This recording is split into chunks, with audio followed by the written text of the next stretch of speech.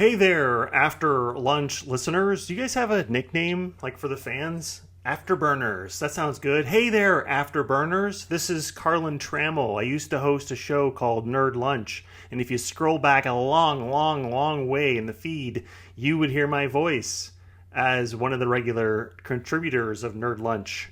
And now I'm here as sort of a favor to a friend of mine who I've known for a few years.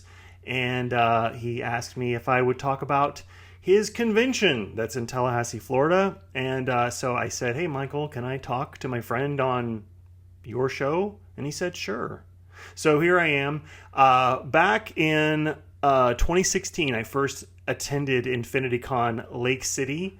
And you old time Nerd Lunch listeners are familiar with this because that's where I got this clip. Hi, I'm Edward James Olmos, and you're listening to the Nerd Lunch Podcast. And that's also where Edward James almost ate my mic, but that's okay. He spit it up and gave it back to me, and now I have it in a little glass box, and I'll have a plaque that says Edward James almost ate this mic. Anyways, I went to that show, and then eventually InfinityCon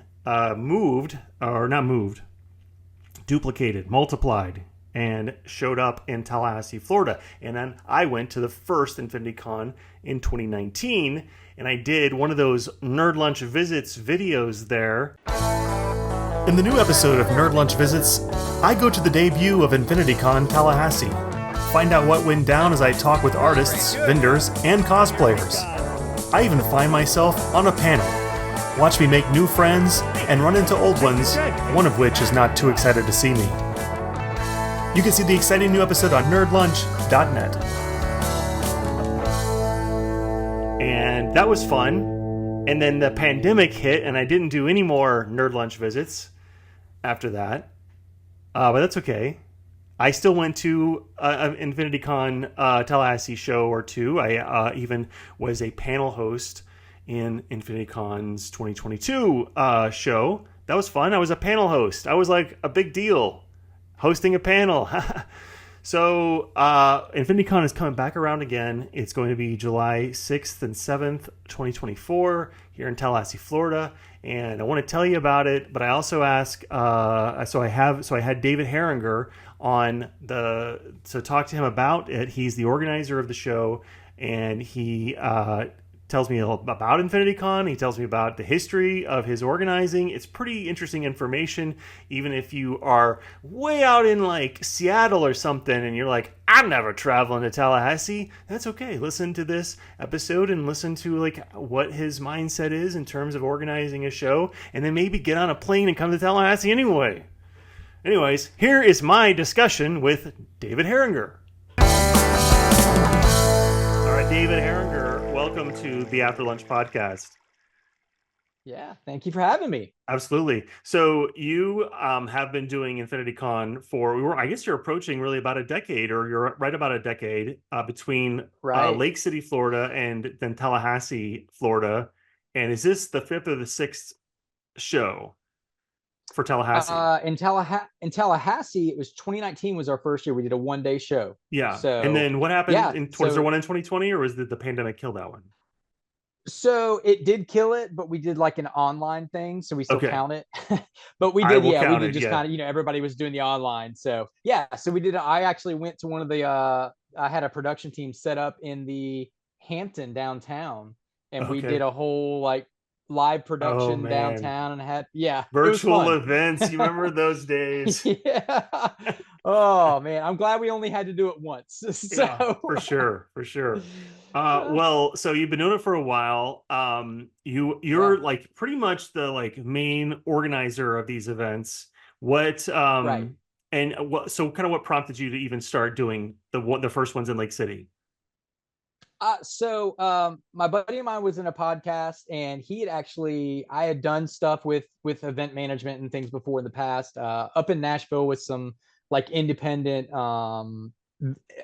band kind of stuff, like indie musicians. And so he was like, oh, I've got this idea. Like we wanted to do a nerd meet and greet, but we kind of want to do a convention. and I was doing some writing. I've lived many lives, so I was working on like these novels and these stories and comics and all that, which kind of got me into like MegaCon and all that. And through that, he was like, we've been doing this stuff. Like, why don't you check that out? His name's Ray Hancock. And I was like, man, it's too much. It's a lot of work. Like, dude, don't do it. Like, it's too much. And he was like, all right, well, thank you for the insight. And went ahead and decided they were going to do it. Yeah. And then, a few months out, he still needed some help. And I was like, yeah, man, I'll come help you. And it was just what I needed to do. Like it's like it was, seeing people come together, and especially to a place like Lake City, Yeah. Tallahassee, and even Gainesville, which we'll talk about later, are kind of a larger version of that. It's rural and it's that kind of thing. So it just kind of took all the things that divide us, and it just squashed all those. And it was like, hey, I'm coming together because I love Harry Potter, or I love gaming, and I want to check out something new. So it really just opened up this whole new platform to me. At the time it was new, that really just brought people together in a new way. So the creativity, the gaming, the inspiration. And so it's just like, God won't let me get away from it. It's like what I have to do now. So yeah. it's just my life. it's in your blood. And you named it Infinity, so you can't get away from it ever. I think Exactly. it goes on and Infinity on. has to go on. Well, so behind that, so Ray, when he started it, he was like, there's already a super, there's already a mega. What's the bigger than those? And he was like, we're going to do Infinity. So right. there it is. The only other thing somebody could do is Infinity plus one, right? Like it's just, Exactly. Right. But that's Infinity. You would that would be your retort. So so like 10 years you've been doing it now. I'm curious, just especially now having gone through a pandemic, and also I would say like in the last 10 years, nerd culture has changed tremendously, and some of that's social media related, some of it's just media related. And what would you say the biggest change for you on the whole convention scene would be since you began? It was actually, you and I were discussing my 2016 year in Lake City. We brought in Yeah. Battlestar Galactica. I had gone to MegaCon the previous year, and I was like, oh, like I love the big displays. I love the big things. I'm a dreamer. I like big ideas. And so I tried to build a bigger space there, which the whole tent dome thing I did. And that did not work out. But that year, like I realized, so Edward James Olmos is down the aisle. The $1 Million Man is like at the front of the aisle. That's and there right. are all these other like casts of these shows are there, and it's like ghost town. And then right in front of them in the aisle, on the main aisle, is the 501st.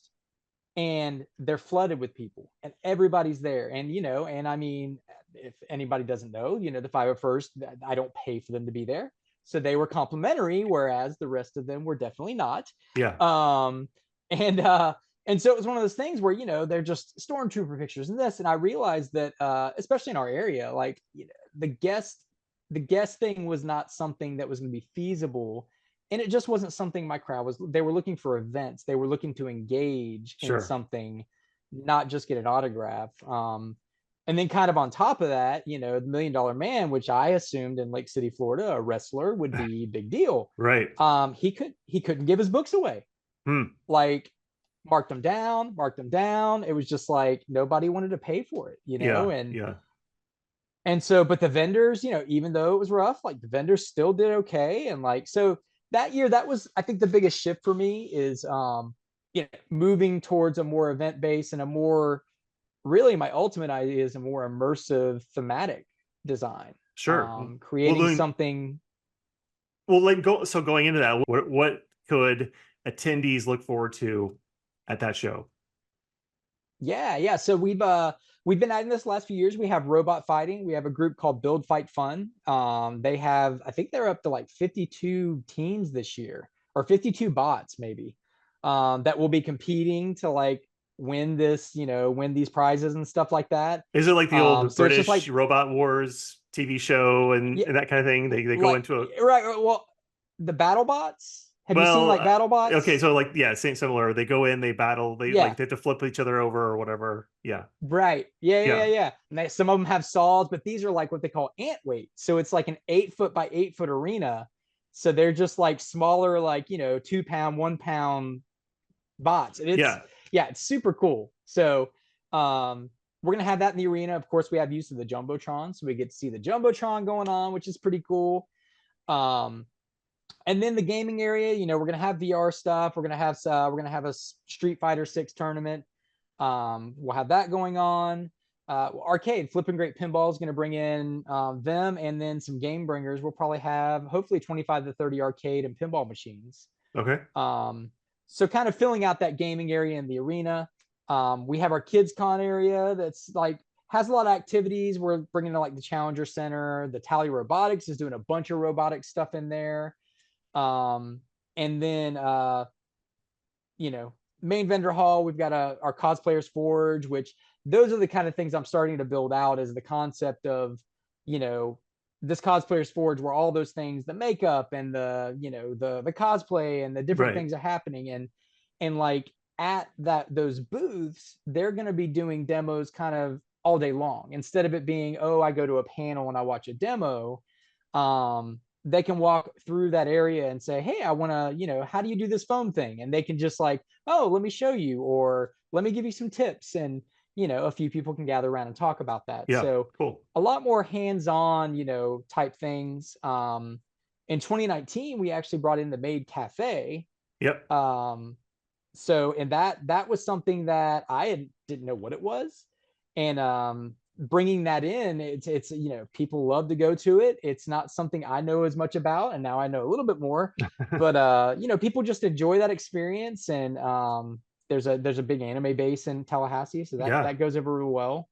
Well, yeah, a couple of years So ago, I was one of the panel hosts, and you had three yeah, no, you had three anime voice actors who had come in that year, and so yeah, I hosted the panel for them, and so it was a big anime draw that year, and I guess I'm right. curious. You talk like a lot about how you're wanting to bring in the different fandoms, and there's a lot of like the Venn diagram has got lots of circles, and sometimes they overlap, and sometimes they don't. So would you say there is one that's like your primary, like, is it comics or is it sci-fi or is it, or what are your major things and what are you hoping to catch as ancillaries of those?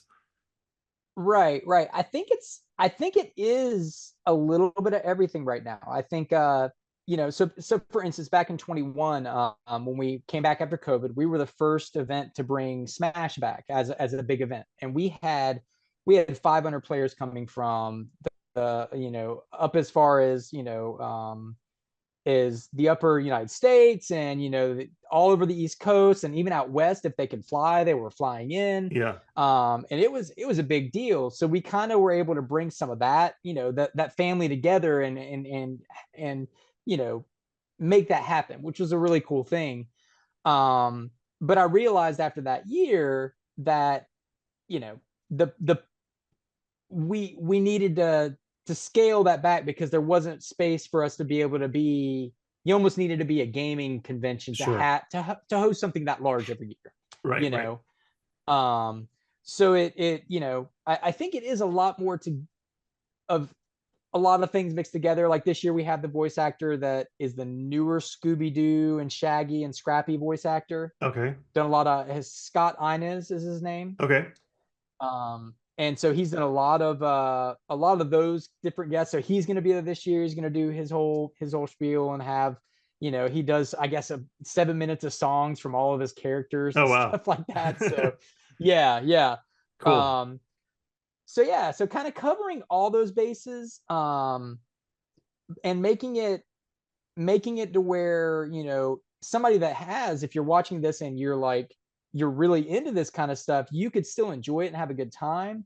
But the people that have never been, which is, a lot of our base crowd Right. that are just like, oh, I want to bring my family, I want to do this. Like they come in and they're like, oh, I still feel like this is something I can get into. And there's like you said, like 20 different circles I Right. fall in here. No, not really. Or I just like it all and I'm going to be here 2 days. Yeah.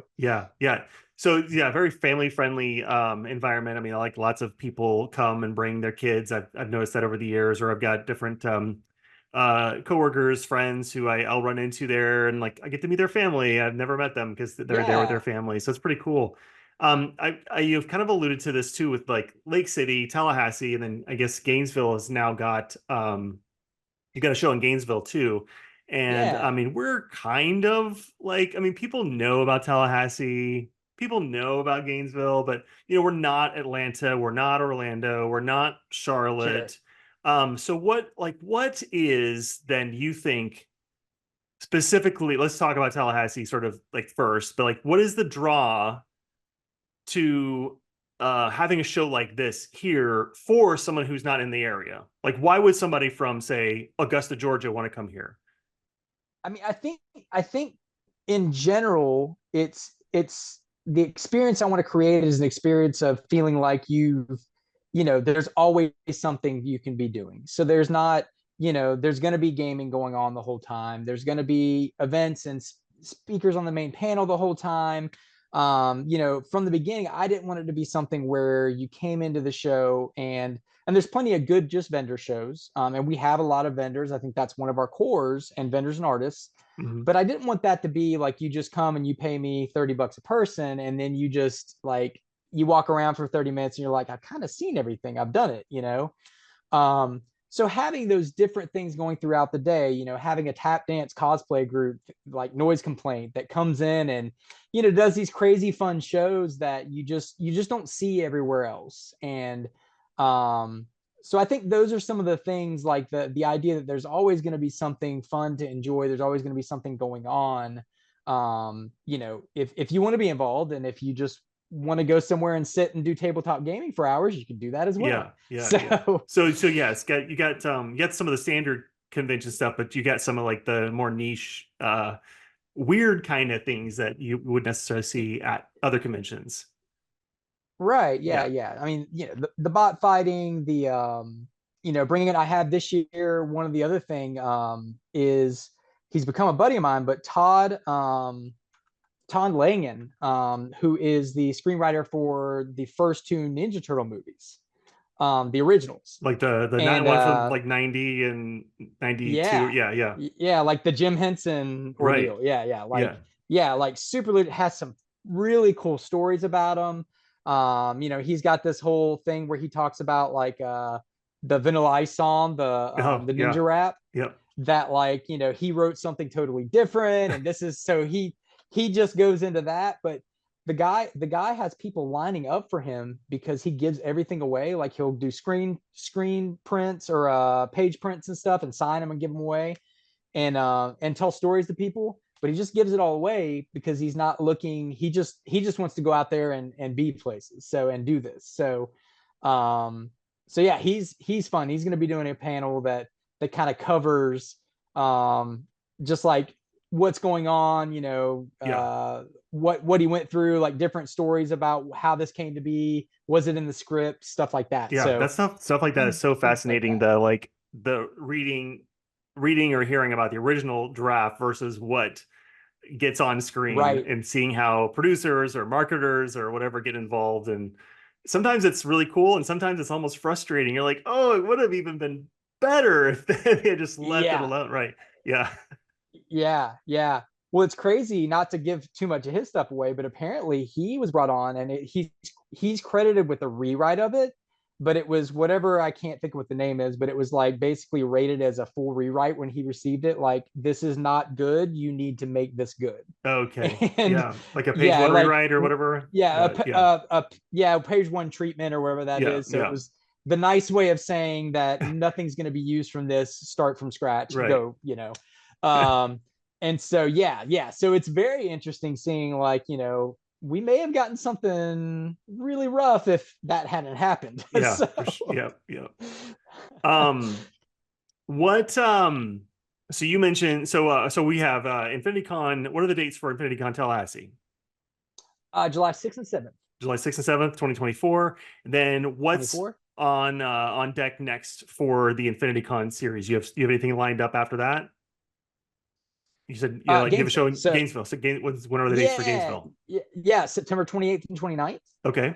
So yeah, so I've been looking for a while a way to grow InfinityCon Lake City. And this year I just had to make the decision. The venue became available and it was larger. I mean, really pretty comparable to Tallahassee's.